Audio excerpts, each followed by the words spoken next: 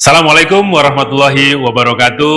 Pemirsa PKTV, kita berjumpa kembali di program Menuju Kursi Parlemen. Seperti biasa, di program ini PKTV menghadirkan atau mengundang caleg-caleg yang sekarang sedang berjuang untuk menuju kursi parlemen. Baik caleg Kota Bontang, kota-kota di kota kabupaten di Kalimantan Timur, termasuk di provinsi maupun tingkat nasional, termasuk juga DPD kita undang di sini untuk memperkenalkan kepada Anda, siapa tahu kami yang hadirkan, siapa tahu siapapun yang kami hadirkan atau yang kami hadirkan dalam acara ini menjadi gambaran salah satu pilihan bagi Anda, dan siapa tahu Anda berminat langsung tertarik dan memilih beliau untuk menjadi pilihan Anda. Nah, saya sapa dulu Anda yang ada di Samarinda. Semoga Anda bisa menikmati acara-acara kami, berkumpul bersama keluarga Anda. Dan saya sapa yang ada di Tenggarong maupun di Kutai Timur. Semoga Anda bisa menikmati acara-acara kami. Dan kali ini kami seperti biasa menghadirkan salah satu program di masa kampanye ini, yaitu Menuju Kursi Parlemen. Nah, pemirsa PKTV, seperti biasa, saat tadi sudah saya jelaskan bahwa kita mengundang salah satu caleg, dan saat ini yang kita undang adalah Bapak Muhammad Sahib. Betul ya Pak ya? Ya. Bapak Muhammad Sahib adalah caleg dari Partai Nasdem di Dapil Bontang Selatan atau Dapil 1, ya, Dapil Bontang Selatan. Pak Sahib nomor urut 5. Nah, ini sangat gampang sekali ya. Langsung diingat-ingat, ada Pak Sahib di sini, Pak Muhammad Sahib kalau di kertas suara, di Pak Muhammad Sahib, Partai Nasdem, Dapil Bontang Selatan, nomor urut 5. Nah, langsung saja kita akan berdiskusi, ya, ingin ngobrol-ngobrol untuk lebih memperkenalkan beliau. Mungkin bagi Anda yang di Bontang Selatan dalam perjalanan melihat gambar-gambar di pinggir jalan, pasti sudah melihat beliau, sudah mengenal apalagi ya dengan beliau di warga Bontang Selatan. Langsung saja Pak Sahib, apa yang menjadi keinginan atau menjadi tujuan dari Pak Sahib akhirnya berkeinginan untuk nyalek di periode tahun ini? Silakan Pak Sahib. Terima kasih Mas Teguh. PKT TV, perkenalkan dulu, nama saya Muhammad Sahib. Ya. Saya lahir di Desa Santan Tengah. Oke. Ya, Desa Santan Tengah. Dulu itu Santan itu masuk di dalam Kecamatan Bontang, tetapi dalam perkembangan kota, maka Santan itu diambil oleh Tenggarong. Ya, betul. Jadi dilepas oleh dulu masuk Bontang. Ya. Nah, Desa Santan Tengah dulu sekitar 30 tahun, 40 tahun yang lalu, suatu desa yang sangat terpencil, yang sangat terpencil, dan alhamdulillah pada saat ini sudah menjadi desa yang sangat-sangat layak huni. Ya. Dan ke depan semakin maju itu. Semakin maju. Nah, sampai saat ini Desa Santan Tengah itu sudah, mohon izin Pak Teguh menyampaikan bahwa Desa Santan Tengah itu sudah melahirkan tokoh-tokoh nasional. Nah, salah satu diantaranya adalah yang sekarang masih berdinas di Kementerian Agama, salah satu ya top di Kementerian Agama, namanya Profesor Kamarudin Amin. Sangat terkenal di Kalimantan pada umumnya. Nah, maksud dan tujuan maju di pilkada ini ya samalah dengan teman-teman caleg yang lain. Artinya bagaimana kedepannya Bontang bisa lebih maju, masyarakatnya bisa makmur. Mungkin itu pada tujuan intinya semua, Pak. Jadi tujuan utamanya ya seperti itu. Ya, pada saat berkeinginan maju begitu dengan tujuan yang disampaikan, bagaimana dukungan dari keluarga atau dari teman-teman di lingkungan Pak Sahib? Ya, alhamdulillah, memang pada saat pertama ingin berniat maju itu, orang yang paling pertama saya datangi itu meminta restu adalah orang tua. Orang tua ya. Karena berhubung memang caleg itu selama ini keluarga kami beberapa tahun yang lalu, periode 5 tahun, 10 tahun yang lalu saya memang tidak pernah diizinkan untuk. Oh iya. Nah, Tidak pernah diizinkan ya tidak dulu pernah ya? diizinkan. Tidak pernah. Alasannya? Alasannya waktu itu ya mungkin dilihatnya mungkin wah maju jadi caleg itu harus perlu ini perlu banyak itu hal. ya paling tidak mungkin pemikirannya orang tua dan terutama istri pada saat saya menyampaikan bagaimana ini saya ada tawaran untuk menjadi caleg, bagaimana ini istri saya bilang sama mama orang tua karena orang tua laki-laki sudah almarhum Pak Teguh.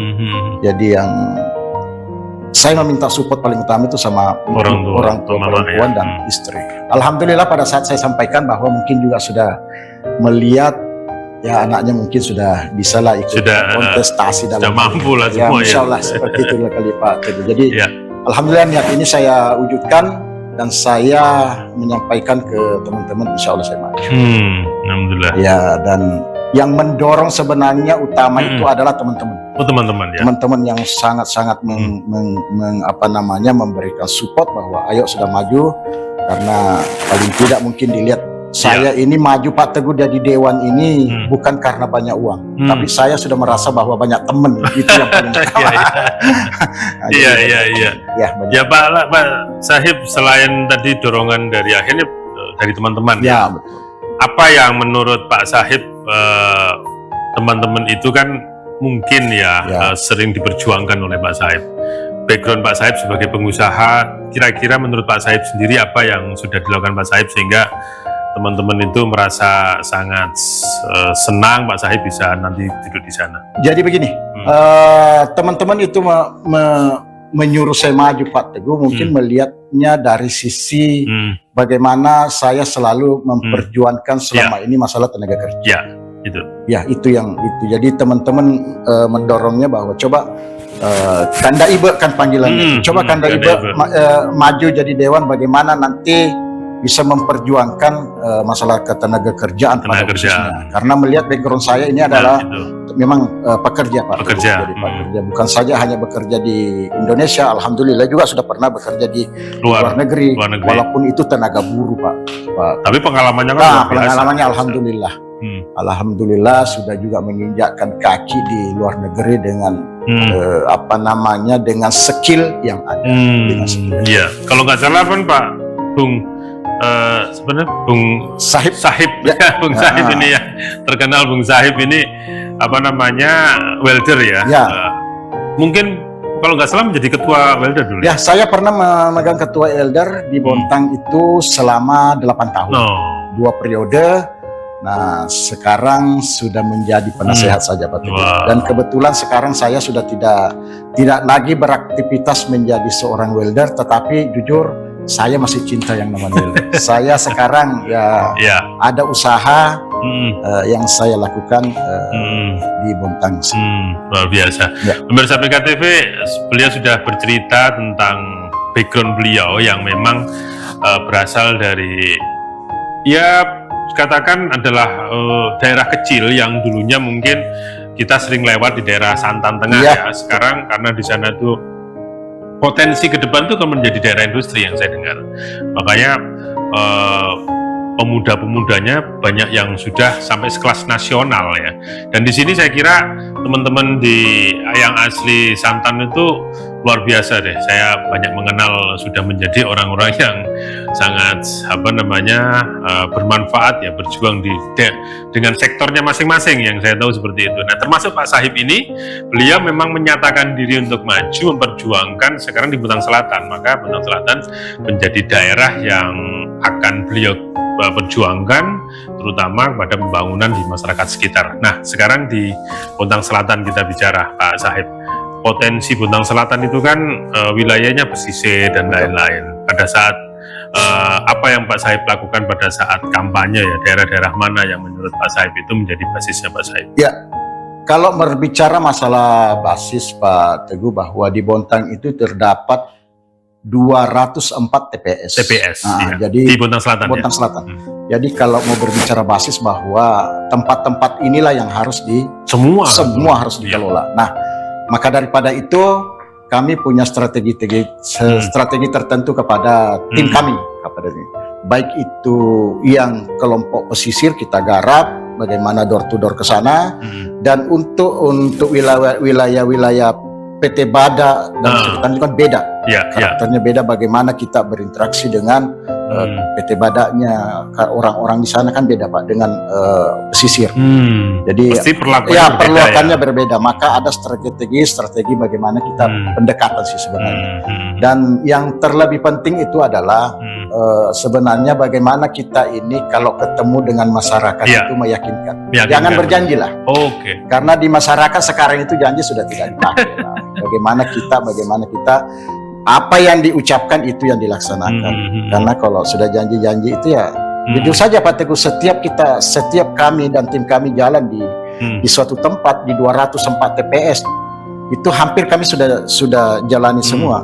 Nah, masyarakatnya itu hanya satu kata bahwa ya janganlah banyak janji, banyak bekerja lah seperti itu. Kebetulan ya saya termotivasi karena saya ini pekerja Pak Teguh, sekali lagi dari dulu saya tahu lah apalah yang harus kita lakukan untuk masyarakat. Mungkin seperti itu. Ya, luar biasa sekali dengan background pekerja, apalagi pengalaman beliau pernah memperjuangkan para pekerja-pekerja pada proses-proses keadilan bagaimana para pekerja itu mendapat keadilan di wilayah kerjanya masing-masing. Beliau sudah mengalami, maka dengan supporting itu inilah yang mensupport beliau ya untuk maju ke dalam kursi legislatif. Nah, sekarang di Bontang Selatan itu dengan pola yang berbeda tadi, karena ada masyarakat pesisir, masyarakat karyawan mungkin ya, dan mungkin sampai ke Sekamping kalau nggak salah ya wilayahnya, kan daerah luas sekali ya.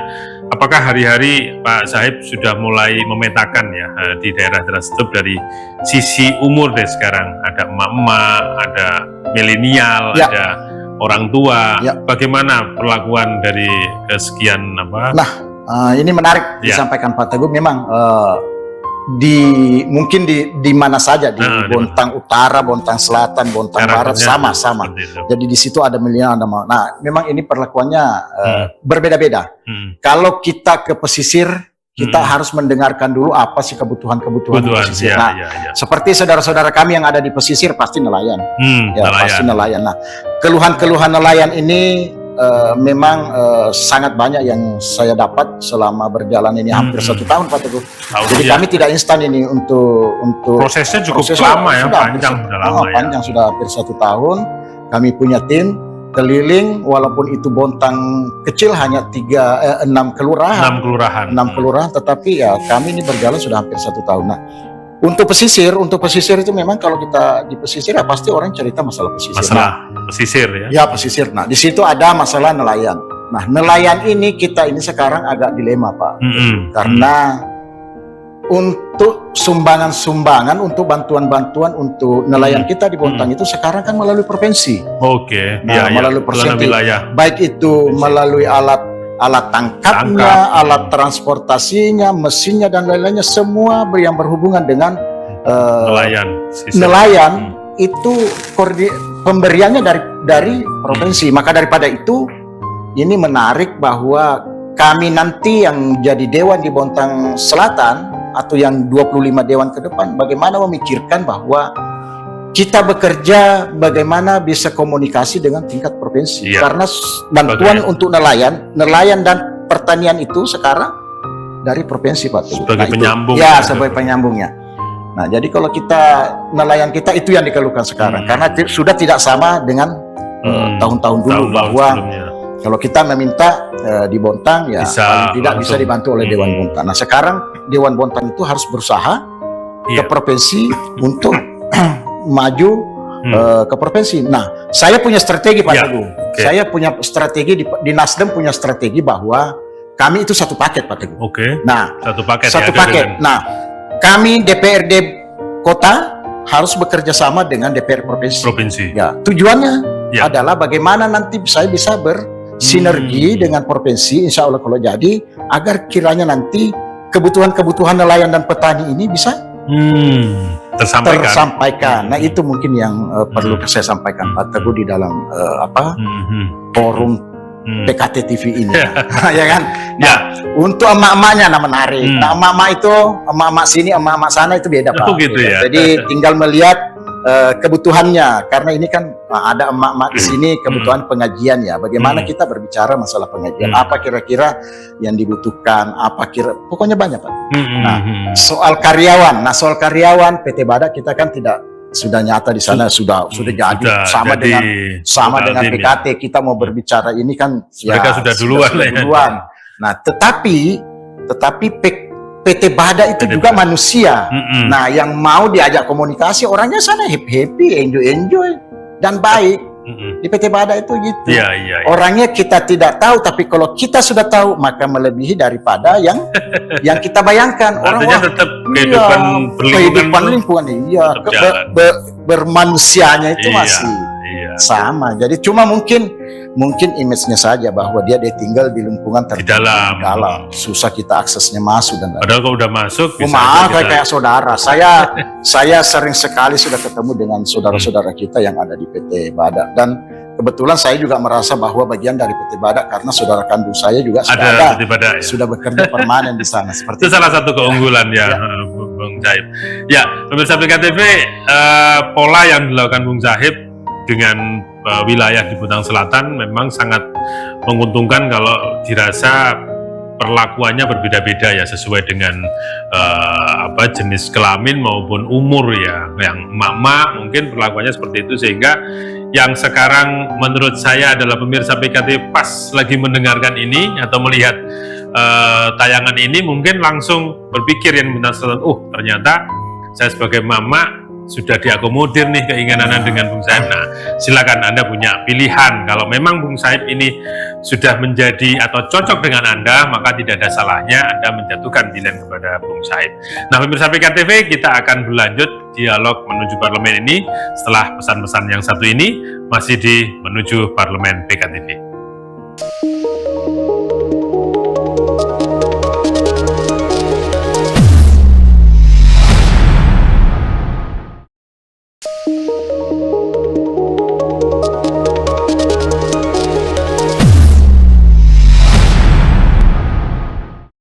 Baik pemirsa PKTV, kita kembali di menuju kursi parlemen. Tadi kita sudah bincang-bincang dengan narasumber kita, yaitu Bung Zahib. Beliau adalah caleg dari Partai Nasdem di Dapil Bontang Selatan, nomor urut 5. Ya, tadi kita sudah banyak mendengarkan alasan-alasan beliau, bagaimana potensi beliau maju, dan bagaimana beliau sudah mapping ya daerahnya atau wilayahnya selatan, sehingga yang dilakukan adalah door to door dengan pola yang mungkin berbeda, karena ada wilayah pesisir, wilayah kota, dan wilayah karyawan seperti itu. Nah, sekarang saya coba tanya lagi, Bung Zahib, kenapa milih Partai Nasdem sebagai kendaraan Anda? Oke, terima kasih Pak Teguh. Menarik pertanyaannya bahwa kenapa saya di Partai Nasdem, padahal kan banyak partai yang lain yang notabene-nya juga partai-partai. Berarti banyak ditawari partai lain. Alhamdulillah banyak. Kenapa saya jatuh hati kepada Partai Nasdem, Mas Teguh? Bahwa satu, saya melihat dari puncaknya. Puncaknya saya lihat di sana ada seorang politikus ulung, mulai dari berapa puluh tahun yang lalu, masih zamannya Orde Baru dia sudah berpolitik, yaitu Bapak kita Surya Paloh. Nah, beliau itu konsisten sekali. Dan saya melihatnya bahwa di partai ini, di tangan partai beliau ini banyak melahirkan tokoh-tokoh besar. Ya, seperti kan taruh sekarang yang menjadi presiden, yang ya kan, adalah tangan-tangan dingin beliau. Ada tangan-tangan dingin beliau menciptakan seorang pemimpin yang ada di negara kita ini. Itu yang pertama. Yang kedua, yang saya sangat salut sama beliau, bahwa beliau itu adalah menciptakan orang-orang hebat. Nah, beliau ini tidak pernah ingin menjadi menteri, tidak pernah ingin jadi presiden, tetapi dia menciptakan bagaimana orang-orang itu bisa melalui di tangan dingin beliau bisa menjadi pemimpin-pemimpin yang bagus. Itu yang pertama. Yang kedua, saya melihat bahwa sampai hari ini saya melihatnya bahwa Partai Nasdem ini konsisten. Kalau sudah dukung A, mau mentok, mau apa, mau tembok, mau apa tetap. Nah, itu mungkin itu pertimbangannya sekarang. Yang kedua, tidak bisa dipungkiri Partai Nasdem itu, Mas Teguh, partai besar. Ya. Nah, partai besar.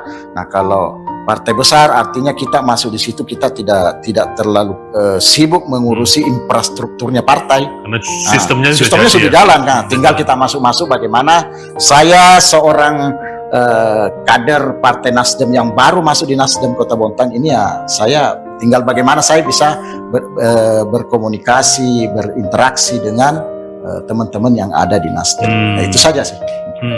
Dan sesuai dengan hati nurani yang ada. Nah, sesuai denganannya.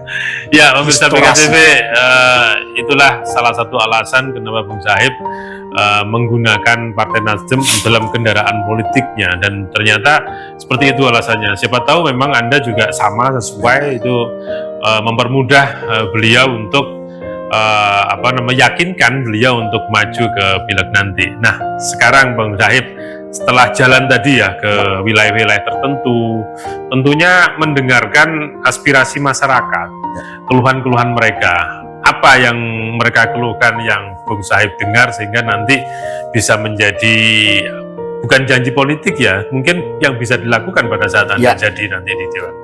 Salah satu di antara banyak, ya, salah satu di antara banyak hal-hal di antara banyak ya, ya banyak ya. Ya, banyak.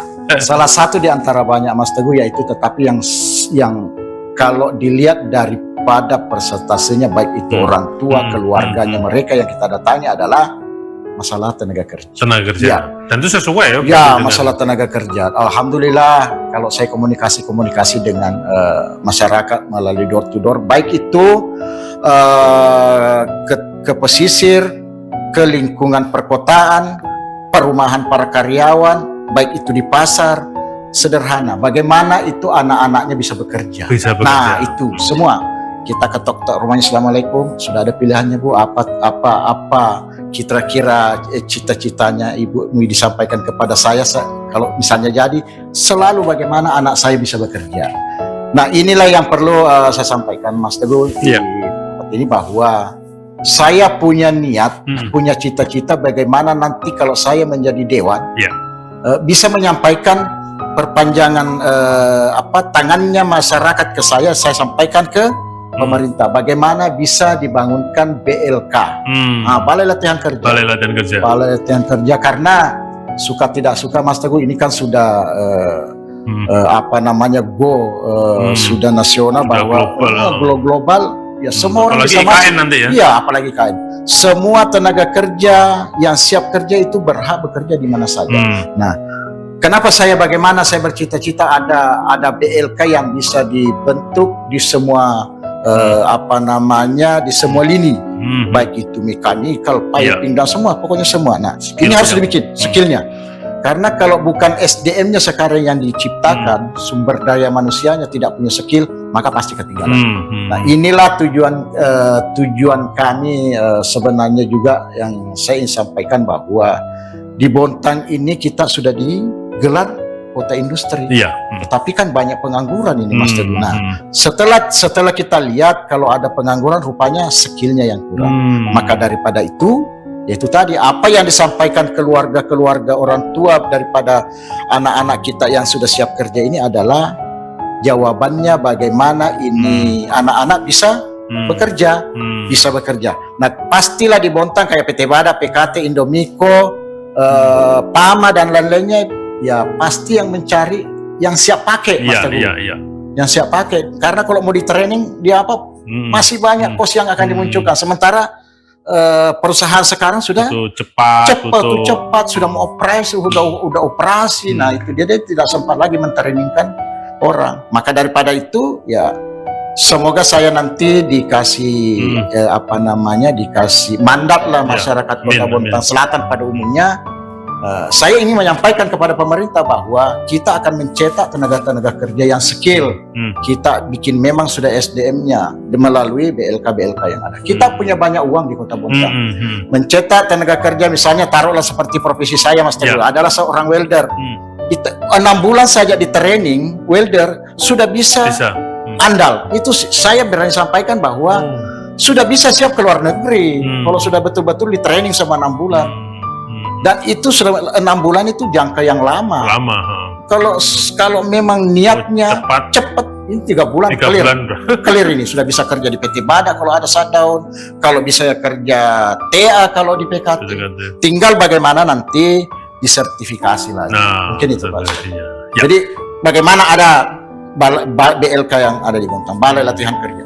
Dan menurut Pak Sahib, kira-kira anak-anak Bontang mampu ya bersaing dengan luar? Sangat mampu Mas Teguh, sangat mampu. Saya sudah alami lah. Saya alami dalam bidang perburuan ini. Saya kemarin waktu mau ke Dubai, saya dites dengan orang-orang dari saudara-saudara luar, baik itu dari Pulau Jawa, baik itu dari Filipina, baik itu dari negara-negara Thailand, India. Kita kan sama-sama itu dites skillnya untuk berangkat ke Dubai bekerja. Nah, alhamdulillah kita juga ya. Kita tidak usah sombong lah, tetapi kita bisa membuktikan juga. Bisa kita membuktikan bahwa kita bisa juga berada di sana. Dan tenaga-tenaga ahli Bontang banyak sekarang di Bontang, banyak sekarang di negara-negara lain. Apalagi kayak welder. Ya tidak usahlah kita orang PT Bada yang notabene-nya ya kan banyak trader-trader baik itu di Oman, di Qatar kan sudah banyak Mas. Orang sini orang ya di sana. Itu luar biasa, kita menjadi terbuka pikirannya bahwa kita sebagai orang Bontang itu ternyata skill-skill di sini itu sebenarnya luar biasa, tapi ada juga yang masih perlu di-up lagi. Maka beliau menginginkan itu di training lagi dengan sertifikasi yang khusus, sehingga perusahaan-perusahaan tidak perlu jauh-jauh mencari tenaga, di sini pun ada. Ini menjadi salah satu perjuangan beliau pada saat tadi Bung Sahib melakukan door-to-door ke masyarakat. Ini luar biasa, bisa menjadi salah satu pilihan ya, salah satu pertimbangan Anda. Oh ternyata Bung Sahib benar nih. Maka Anda jatuh pilihannya ke Bung Sahib. Nah, yang selanjutnya Bung Sahib, karena ada partai lain maupun incumbent mungkin yang sekarang sudah sama-sama berjuang nih untuk merebut kursi di legislatif. Kira-kira bagaimana Bung Sahib menghadapi dari caleg lain maupun incumbent? Maju tak gentar. Gimana ini kira-kira? Iya betul. Ya. Oke begini. Jadi memang menarik ini Mas Teguh. Di masyarakat kita sudah pintar. Sudah pintar sekali. Jadi baik itu incumbent, baik itu yang baru. Kalau saya melihatnya di lapangan, tinggal bagaimana pendekatan kita person saja. Jadi okelah kalau incumbent itu mungkin dia punya basis-basis tertentu yang sudah dibantu. Tetapi masih ada yang belum tersentuh. Maka yang tidak tersentuh inilah kita yang masuk di Mas Teguh. Saya sampaikan saja bahwa misalnya dari caleg-caleg lain kalau sudah yang incumbent, ya kita sudah tahu basisnya si beliau si A, B, C, D karena dia sudah duduk memang sudah dibina.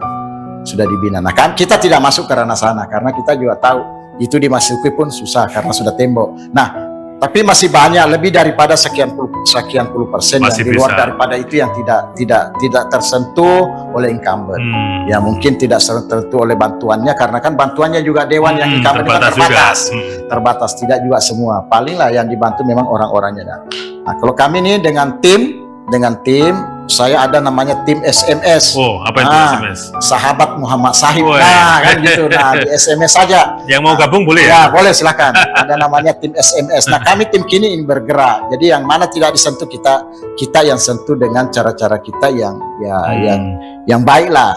Ya, kita mendengarkan apa yang dia inginkan ke depannya. Sama saja karena incumbent juga kalau mendatangi yang lain pasti juga sama pertanyaannya ke kita. Artinya memang siap lah ya. Siap.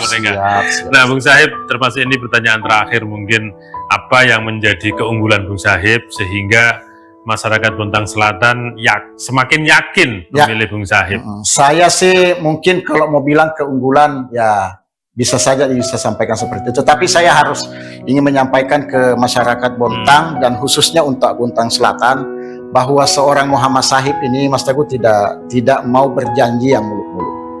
Yang saya harus sampaikan adalah bahwa menjadi dewan itu ada tiga. Ada legislasi, ada budgeting dan pengawasan. Nah inilah tugasnya. Maka yang saya sampaikan kepada masyarakat bahwa 3 tugas ini saya akan emban sesuai dengan kemampuan yang saya nanti miliki di sana. Dan satu hal juga saya sampaikan Mas Teguh bahwa duduk menjadi dewan di sana nanti jangan cari ya pundi-pundi, ya jangan di situlah. Laksanakan tugasnya sesuai dengan perintahnya yang ada di sana. Yang 3 tadi, ada legislasi, bikin undang-undang, perda dan lain-lainnya, budgeting bagaimana, budgeting ini bisa disusun dengan pemerintah dengan DPR supaya bisa melaksanakan kegiatan pembangunan sesuai dengan mutu, tepat waktu dan lain-lainnya. Yang ketiga adalah masalah pengawasan. Nah, dewan harus betul-betul mengawasi apa yang sudah dibudgetkan, dilaksanakan pemerintah harus betul-betul diawasi. Jangan jangan habis dibudgetkan sudah tidak mau turun ke lapangan. Siapa tahu disuruh bikin gedung, bikinnya pondok-pondok. Kan begitu Mas Teguh. Nah, mungkin itu yang saya ingin sampaikan ke masyarakat Bontang Selatan bahwa betul-betul yang pekerjaan yang ada 3 itu harus harus saya laksanakan. Siap. Silakan untuk kata-kata terakhir agar masyarakat kemana harus. Mungkin saya sampaikan Assalamualaikum warahmatullahi wabarakatuh. Khususnya warga Bontang, terkhusus Bontang Selatan, saya atas nama Muhammad Sahib dari Partai Nasdem nomor urut 5. Saya meminta doa dan dukungannya kepada masyarakat Bontang Selatan yang belum mempunyai pilihan, tolong jatuhkan pilihannya kepada saya. Insya Allah saya akan amanah. Amin. Terima kasih Bung Sahib. Terima kasih. Semoga apa yang sudah dilakukan bisa sesuai dengan cita-cita dan doanya terkabul, bisa duduk di legislatif. Terima kasih atas kehadirannya di BKTV. Salam 5 jari. 5 jari ya. Baik pemirsa BKTV, demikian bincang-bincang kita dengan Bung Sahib, Muhammad Sahib. Begitu nama beliau di kertas suara, nanti Anda bisa mencari dari Partai Nasdem Dapil Bontang Selatan. Langsung saja kalau memang dalam perbincangan kami tadi Anda berminat, langsung saja jatuhkan pilihan ke beliau. Karena beliau sudah menyampaikan tadi bagaimana misi visi beliau, tentunya Anda sudah mendengarkan dengan komitmen-komitmen politisnya beliau seperti itu. Nah, pemirsa BKTV, kita akan berjumpa di program menuju parlemen di lain waktu, tentunya dengan calon-calon yang lain yang bisa kami undang ke studio. Saya Teguh Suarjono mewakili seluruh kerabat kerja pamit undur diri. Jangan lupa nanti di tanggal 14 Februari jangan sampai Anda golput, datang berbondong-bondong ke TPS, tentukan pilihan Anda. Terima kasih. Saya Teguh Suarjono pamit undur diri. Wassalamualaikum warahmatullahi wabarakatuh. BKTV Gereja Benih.